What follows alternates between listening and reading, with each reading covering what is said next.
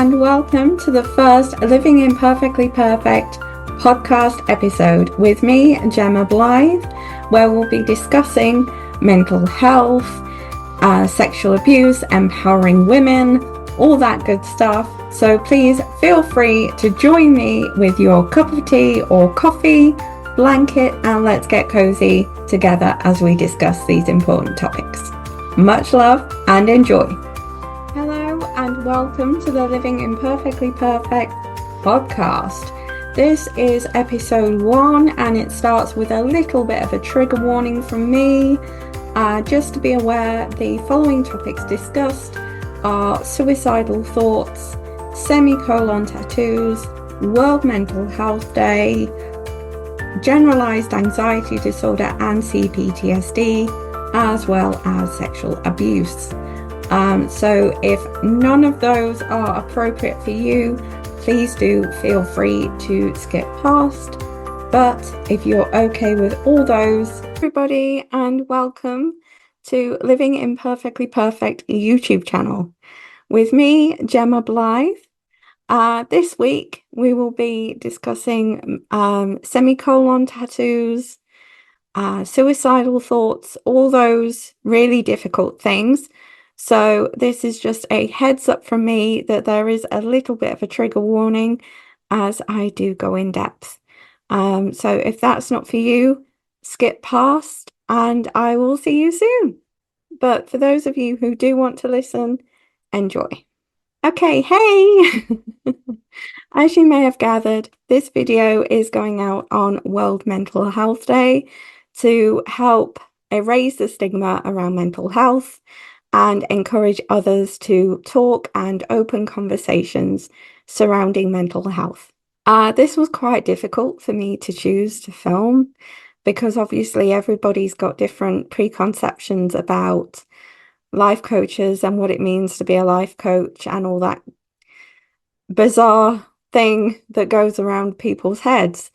But this is just my view and this is what I've been through. It's part of my lived experience. It's what goes towards me helping others to empower themselves and just be a better coach, all in all. So here we go. Let's give it a go. So back in 2022, I want to say, I was on the waiting list to see a therapist as my anxiety levels had skyrocketed. And even now, when I look back on my anxiety diary that I kept on my phone, it was just the stupidest little things that would trigger it off, like plans being changed, we're going out, we're going to have a car accident, all those kind of things were going around in my head.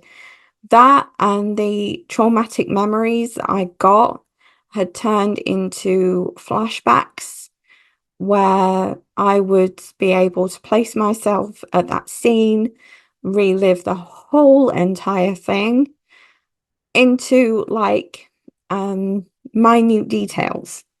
So what I mean by that is the sights, the smells, the sounds, the people, everything was just intense. And that just triggered different forms of anxiety, different, what I would call immediate reactions in me.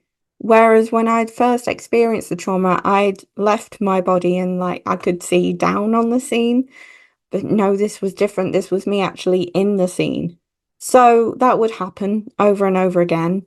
And when I eventually got to see a therapist, we'll call him Ben for the sake of this video, he was incredible. He knew exactly how to target things and how to help me manage certain situations that I'd find myself in, to lessen the effects of anxiety. So it would help me in different ways, but also I used to put in like different events for me to look forward to in the calendar in between me experiencing different therapy sessions with him, and that used to lessen things slightly. It's only now that I look back that I realized that was part of my coping mechanism. That was me actively trying to get over what I was going through in those sessions. And that helped so, so much. I can't even tell you. But now, obviously, so I've gone through that. I'm doing different therapy sessions. And then it gets to the point of, okay, I think you've got CPTSD. And there's me going, what? CPTSD? So it's what they call complex PTSD. So it's complex post-traumatic stress disorder. And I thought, what? Really? Why? It's one of those things where you disassociate yourself from the diagnosis that you've been given. So I immediately went away. I did loads of research, and it's a more complex version of PTSD that more people with like trauma over a prolonged period of time struggle with. So that covers like suicidal thoughts, anxiety, flashbacks, all that kind of stuff. And my brain was just stuck in this flight or fright mode for years without me even realizing. And he said, we can tackle this. So I thought, right, okay, fine. But he said it means that you have to relive it. And what that meant was is that I had to go into a room with him, close my eyes, and actually see what was going on in that in-depth detail as I had before. But when I came out of that, and I was in there for about 25 minutes doing that, when I came out of that, I felt this weight that had been on my chest lift for the first time in years. And I felt better. I'm not saying that my anxiety is perfect or anything else, but I am saying that I felt better and still feel better now. But another thing that I did late in 2022, I actually went and got a semicolon tattoo, which, as you can see, is there on my wrist. Because that serves as a reminder to me as to why I decided to carry on, and I decided not to end it because I came so incredibly close. So that still serves as a reminder to me, even now. And it serves as a reminder as to why I am here. And I am here to help empower beautiful women so then they feel the strength to carry on the same as I do now. Because when you are left between going through that and therapy with nothing, or when you are left between therapy and real life with no support whatsoever, it's daunting. And I didn't realize how daunting it was. But talking to women in the same situations as I went through helps me so much, and it helps them. And that's a crucial thing. It helps them. So this is why I am recording this.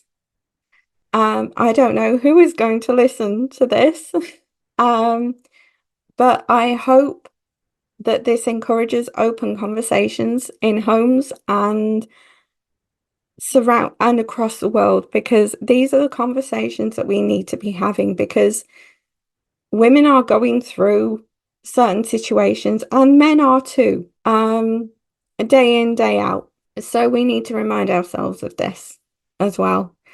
So thank you so much for listening.